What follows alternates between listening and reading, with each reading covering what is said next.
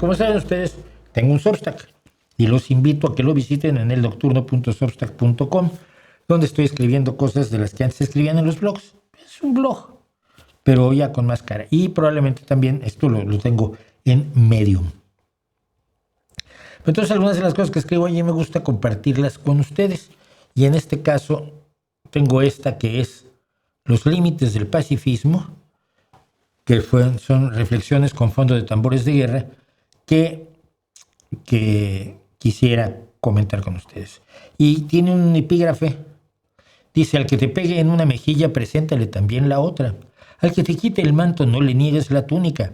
Dale a todo el que te pida, y al que tome lo tuyo, no se lo reclames. Esto viene del Evangelio de Lucas 6, capítulo 6, versículos 29 y 30. Esta enseñanza del Sermón de la Montaña, según la cuentan dos evangelistas, otro lo cuenta parte de Lucas, presenta más que un camino de bondad y tolerancia, como nos lo venden. Es una especie de paraíso y boleto, tarjeta de salida de la cárcel para el agresor, para el abusón, para el bully, para el invasor y para el ladrón. Si tú eres un buen cristiano, yo puedo hacer de ti lo que me dé la gana. Cierto que no suele verse así, pero imagínese usted que se ajusta a este consejo el día que un atacante entra en su casa, lo golpea, viola a su mujer, o si es usted mujer, viola a su marido y le roba la cartera. Lo que Cristo le sugiere es que usted invite al ladrón a que lo golpee más veces, que además le robe la cartera al marido o el bolso a la mujer, y que viole a sus dos hijas o hijos, y que le robe también el auto y otras pertenencias. Poner la otra mejilla. Algunas versiones del pacifismo se alinean con esta idea. Perdonen, tengo un bigote. Esto es Mariupol, destrozada por la invasión rusa.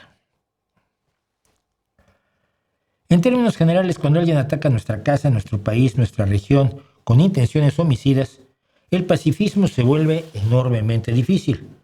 Y cuando existe una amenaza constante de que esto ocurra, prevenirse para impedirlo no es fomentar el belicismo, es buscar garantizar la propia supervivencia. Tal es la situación en la que Europa está hoy y en la que muchos, pese a ser pacifistas convencidos, asumen o asumimos que es urgente prepararse para lo peor al tiempo que luchamos por evitar que ocurra. Es por ello que un pacifista como el matemático inglés Bertrand Russell, que había ido a la cárcel en la Primera Guerra Mundial por su convicción antibélica, se opuso a que el Reino Unido entrara en la guerra y en una manifestación pues acabaron metiendo en la cárcel. Oiga, es que soy conde, pues, me da igual. Era el Earl Russell. Soy conde, me da igual a la cárcel. Pero soy matemático, me da igual a la cárcel. Pero es que también soy filósofo, peor aún. Según Bertrand Russell, en 1943 escribió un artículo llamado El futuro del pacifismo, donde establecía las limitaciones del pacifismo absoluto contra lo que él llamaba el pacifismo relativo. Según Russell, hay guerras, muy pocas, dice, que vale la pena pelear. Y ponía como ejemplo la que se estaba llevando a cabo en ese mismo momento contra el nazismo, el fascismo y el imperialismo japonés. Su argumento es sencillo, pero irrefutable. Los horrores de la guerra son menos que los horrores que implicaría la derrota en la guerra. Esto es lo que vivieron muchos países vencidos en la Segunda Guerra Mundial: someterse a la ocupación nazi. De hecho, hubo quienes recibieron felices a los nazis porque los liberaban, por ejemplo, de la Unión Soviética: checos, húngaros, ucranianos, polacos, eslovacos, albaneses, etc. Aceptar las órdenes de los nuevos amos, bajar la cabeza y mostrarse dóciles, descubrieron que no servía para apaciguarlos, ni les permitía restaurar ese vivir sin sobresaltos que es el anhelo humano principal que tenemos todos. Rendirse, como descubrieron en la Europa ocupada, era aceptar la aniquilación, la esclavitud, la miseria y la humillación, y para siempre. Precisamente esa disyuntiva la que nos presentan hoy los dos enemigos de Europa. La propaganda de Vladimir Putin ofrece un menú incesante de portavoces que en la televisión oficial y en otros medios, todos los medios ahora son oficiales, ya no hay medios independientes en Rusia, llaman día tras día a realizar ataques nucleares contra las capitales europeas y abocetan un futuro donde Rusia imperará sobre países vasallos y dóciles en todo el continente europeo, expresando su odio a lo que llaman el occidente colectivo, al que acusan de intentar desmembrar a Rusia, no sé de dónde lo sacan, y cada vez más caracterizan la guerra emprendida en 2022 como una guerra santa en la que Rusia pelea en nombre de Dios. Este embate interior se ve apoyado fuera de Rusia por una guerra mediática de dos frentes. En uno, sobre todo los bots que nos visitan continuamente en las redes, se busca desalentar, polarizar, confundir y enfrentar a sus objetivos, es decir, a nosotros, con mensajes diversos, incluso contradictorios. No, fulano de tal es muy mala persona, no, fulano de tal es muy buena persona. Da igual. El objetivo es poner en marcha la visceralidad, el odio, el miedo, la crueldad contra el pensamiento racional, crítico y sereno. En el otro frente, con el apoyo de fuertes y bien pagados portavoces en cada país, se busca legitimar la agresión rusa, desacreditar a la democracia y presentar al agresor como víctima de Ucrania. Resulta muy difícil y muy ingenuo suponer que tales amenazas son únicamente propagandísticas si nos atenemos al historial de guerras e invasiones que Rusia ha emprendido desde la caída de la Unión Soviética. 2 guerras chechenas, la guerra contra Georgia, las intervenciones en la propia guerra civil georgiana, en Osetia del Sur, en Abjasia, Transnistria, Tayikistán, Dagestán, Siria, República Centroafricana, Mali o Burkina Faso, la mayoría de los cuales ni siquiera han sido cubiertas a fondo por los medios fuera de Rusia. Y es posible que por eso usted no esté enterado que si Estados Unidos se mete en muchísimas guerras, que es cierto, sobre todo lo fue en la segunda mitad del siglo XX, en la primera cuarta parte del siglo XXI quien lo ha hecho es Rusia. Del otro lado, en la pinza que amenaza a Europa, está un Donald Trump que ha reconocido que no respetará la legislación internacional si lo haya conveniente. Le dijo el New York Times, estaré limitado únicamente por mi moral y mi mente, y que contempla la posibilidad de destruir a la OTAN, viejo sueño soviético y sueño ruso hoy, tomando por la fuerza Groenlandia, territorio de una Dinamarca que curiosamente es miembro fundadora de la OTAN. Mire, si la paz se hace difícil, se debe conocer el pacifismo y sus desarrollos para poder abordar la realidad que se sugiere hoy para millones de personas. El pacifismo, como lo concebimos hoy, es un invento reciente del imaginario humano. Implica la idea de la resolución pacífica de los conflictos, entre otras cosas por medio de organismos multilaterales como la ONU, en lugar de resolverlos en el campo de batalla. Implica la idea del desarme, que solo es posible en un sistema de acuerdos que rechace la agresión como forma de obtener influencia, territorio, riquezas o posición estratégica, y donde el equilibrio sea tal que te permita reducir tu armamento y tu ejército sin riesgo de que el vecino lo aproveche para meterse por la puerta.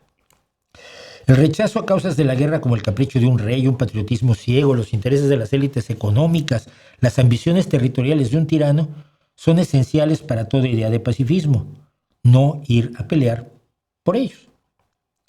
Ante la retórica que hace de la guerra algo hermoso, heroico, noble, admirable, generoso y épico, se alza la realidad del sufrimiento, el dolor, la sangre, la muerte y el olor pegajoso de la descomposición, como lo dejó claro la clásica novela de Erich Maria Remarque, Sin novedad en el frente. Los horrores de la guerra que los medios empezaron a dar a conocer con la prensa moderna erosionaron enormemente el argumentario bélico del pasado. La guerra de trincheras que registró el fotoperiodismo temprano hizo soñar que la Primera Guerra Mundial, la llamada Gran Guerra, sería la guerra que terminaría con todas las guerras. Pero no fue así. Enviar a los jóvenes a la guerra para beneficiar a los más favorecidos. Enviar a los jóvenes a la guerra para beneficiar intereses ajenos a ellos, reclutar a los más desfavorecidos económicamente para beneficiar a los más favorecidos que jamás pisarán el campo de batalla, pero cosecharán los frutos del triunfo. No sufrirán los fracasos. Un pensamiento ilustrado y crítico no puede defender esos conceptos que dominaron la historia humana durante miles y miles de años. Oponerse a las guerras por reyes, patria, gloria, bandera, nación, raza, religión, honor y otras abstracciones es uno de los mejores productos de la modernidad, una modernidad que precisamente está ahora bajo ataque. Pero defenderse de una agresión no tiene nada que ver con estos conceptos. La guerra defensiva, la guerra por la supervivencia no cae bajo esos supuestos. Y sin embargo, esos supuestos se usan para denunciar el hecho de que Europa se está rearmando, planteándose la conscripción para ampliar sus ejércitos o llamando voluntarios, mañana quizás convirtiendo de nuevo el servicio militar en una obligación ciudadana. Las antiguas alianzas se destejen. Las motivaciones más vastas vuelven a ser bandera para sembrar los campos de cuerpos sin vida. Solo Rusia ha mandado a morir más de 1,5 millones de sus combatientes en 3 años desde su invasión a Ucrania. Y muchos de esos combatientes fueron al frente sin preparación alguna como para llamarse militares. Eran carne de cañón y poco más. Los opositores a la guerra de Vietnam, por ejemplo, cuando yo era joven, nunca cuestionaron el derecho del pueblo vietnamita a defenderse de los agresores, primero Francia, que había sido la potencia colonial, y luego Estados Unidos. Y esto no se les cuestionó incluso frente a las atrocidades de guerra que cometían tanto el Vietcong, la guerrilla comunista de Vietnam del Sur, como el ejército de Vietnam del Norte, y que eran contraparte de las atrocidades cometidas por el ejército estadounidense. Ahí no queda limpio nadie. Pero hay un pacifismo radical como el que expresaba Gandhi frente a la agresión nazi. Una postura opuesta a la de Bertrand Russell y que hoy promueven por igual empleados del régimen ruso que ingenuos ayunos de información histórica. En junio de 1946, durante una entrevista con su biógrafo Louis Fisher, Mohandas Gandhi dijo: Hitler asesinó a 5 millones de judíos. Es el mayor crimen de nuestro tiempo. Pero los judíos deberían haberse ofrecido al cuchillo del carnicero, deberían haberse arrojado al mar desde los acantilados, habrían conmocionado al mundo y al pueblo alemán. Dudoso. Esa peculiar visión suicida del pacifismo ya la había expresado Gandhi cuando el 2 de julio de 1940, días antes de que comenzara la batalla de Inglaterra, escribió una carta a todos los británicos pidiéndoles: quisiera que depusieran las armas que poseen, pues son inútiles para salvarse a sí mismos o a la humanidad. Invitarán al señor Hitler y al señor Mussolini a tomar lo que quieran de los países que consideran sus posesiones. Que tomen posesión de su hermosa isla con sus numerosos y hermosos edificios. Les entregarán todo esto, pero no sus almas ni sus mentes. Si estos caballeros deciden ocupar sus hogares, los desalojarán. Si no les dan vía libre, permitirán que los masacren, hombres, mujeres y niños, pero se negarán a obedecerles. En su lamentable y muy repugnante para mí ingenuidad ultrarreligiosa, Gandhi pensaba que el objetivo del nazismo eran las almas o la obediencia de sus vasallos, misma que cuando les interesó, que no fue siempre, se obtuvo mediante el terror en las zonas ocupadas. Pero el objetivo del nazismo era la construcción de un imperio alemán, de alemanes para alemanes, así fueran alemanes nórdicos y rubios imaginarios, porque la mayoría de los alemanes no lo son, por la vía de la aniquilación de sus enemigos, fueran o no obedientes o les entregaran o no sus almas. Lo que me preocupa es que una visión similar fue expresada por grupos de jóvenes alemanes en protestas en semanas recientes cuando su país anunció a principios de diciembre la reintroducción del servicio militar que había desaparecido en 2011.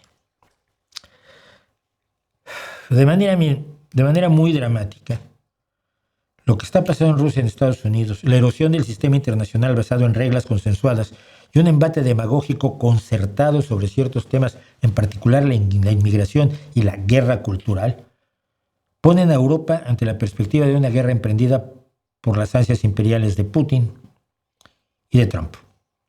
La parte retórica la aportan cotidianamente los tertulianos, por ejemplo, de los programas de Vladimir Solovyov, Olga Skabeyeva y otros en la televisión oficial rusa, a los que vimos mucho tiempo aquí cuando hicimos el segmento de la televisión rusa, de tutela rusa, donde cotidianamente se habla de destrucción o sometimiento de Europa. Se sugieren constantemente ataques nucleares a las capitales europeas. Skabeyeva pidió directamente que se realizara un ataque nuclear contra Londres en 2023 durante los funerales de la reina Isabel. Del otro lado del Pacífico, emisoras como Fox News, Newsmax y One American News difunden el desprecio a Europa, el desprecio al orden internacional posterior a la Segunda Guerra Mundial y a la democracia para fomentar una visión autoritaria donde Donald Trump es un enviado de Dios para salvar a Estados Unidos. La idea de que rendirse a Rusia sería algo equivalente a cambiar de amo, Putin en lugar del sistema democrático de partidos imperfecto, pero que tenemos, y sin demasiados sobresaltos, es tremendamente infantil. Y ello no ha impedido, sin embargo, que personajes de los extremos de la política sugieran que entregarse a Putin es una estrategia viable como un ahorro. Europa se defiende no por su supervivencia, sino por la supervivencia de las ideas de derecho, libertad, justicia, igualdad, democracia y progreso que mantienen la base de su funcionamiento y que con todos sus defectos son mejor que todas las opciones. Los logros de esta visión son asombrosos y no palidecen ante quienes desean convencernos de que lo peor de Europa, de sus ideas, sus tropiezos, su pasado brutalmente colonial o cualquier otra circunstancia, hacen que pueda despreciarse lo mejor que tiene Europa, las ideas mismas de derecho, libertad, justicia, igualdad, democracia y progreso. Y estas ideas tienen todavía mucho que andar, apenas han empezado a dar frutos en la historia humana, son recién llegadas al pensamiento humano, no son proyectos consolidados, experimentados, con miles de años de historia, como digamos las monarquías. Son actores juveniles en una larga historia de brutalidad e ignorancia. Tendrán 250 años de vida todas esas ideas, y aún así son la única esperanza de avance hacia un futuro más deseable. Quienes hoy las atacan ofrecen como única alternativa el regreso al pasado, a los caudillismos caprichosos y narcisistas, a las casas reales, a emperadores y autócratas sin más ley que la de su espada y a la obediencia so pena de muerte, a los señores de la guerra, a todo aquello que en el pasado, antes de que aparecieran estas ideas entre los seres humanos, hacía la vida de las mayorías a las que pertenecemos usted y yo, muchísimo peor. Por esas ideas precisamente, usted y yo, que soy bisnieto de un labrador pobre de las montañas asturianas y de indígenas pobres del sureste mexicano, tenemos hoy voz y voto. Podemos protestar y reclamar. Somos alguien en el panorama de los acontecimientos históricos cuando no hace tanto nuestro único papel era de siervos, carne de cañón y silencios de sacristía. Combatir a los enemigos de la naciente idea democrática, aun cuando el ideal pacifista al que tanto han servido la ONU o la Unión Europea se vea suspendido por motivos de defensa propia, es una tarea ineludible, no ya por motivos ideológicos, sino por la cantidad de esperanza en un mundo mejor que podemos dejarles a nuestros hijos. El pacifismo de hoy debería sin duda buscar contener las agresiones de Rusia y Estados Unidos, pero la alternativa ante el fracaso de esa contención no puede ser entregar los sueños de la Ilustración a la espada de los nuevos Führers y condenar a quienes van a habitar en el futuro, a nuestros hijos y los hijos de nuestros hijos, a ser siervos como lo fueron nuestros ancestros, destruyendo todo lo construido en los últimos siglos en cuanto a dignidad humana.